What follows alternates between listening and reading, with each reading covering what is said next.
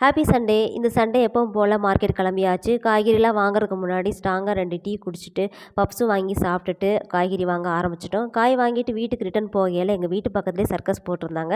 சரி வீட்டுக்கு போய் இப்ப என்ன பண்ண போறோம்? என்னன்னு தான் உள்ள இருக்குன்னு பார்ப்போமே அப்படின்னு டிக்கெட் எடுத்துட்டு போய் ரொம்ப இன்ட்ரெஸ்ட்டா போய் உட்காந்தோம். உண்மையிலே ரொம்ப சூப்பரா இருந்தது. ரொம்ப சின்ன சின்ன பசங்க தான் எல்லாரும். பெரியவங்க யாருமே கிடையாது. அவ்வளோ அழகா பண்ணியிருந்தாங்க. உயிர பணய வச்சு பண்ணியிருந்தாங்க.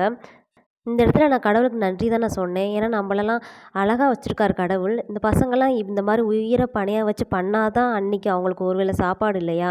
நம்மளலாம் அழகா கடவுள் வச்சிருக்காரு இல்லையா? இதுக்கே நம்ம நன்றி சொல்லிட்டு குடுத்த வாழ்க்கைய அழகா வச்சுக்கிட்டு சந்தோஷமா இருக்கணும். இந்த பசங்களும் ரொம்ப நல்லா இருப்பாங்க. வர வழியில பைரவாவுக்கு சிக்கன் வாங்கிட்டு வந்தாச்சு.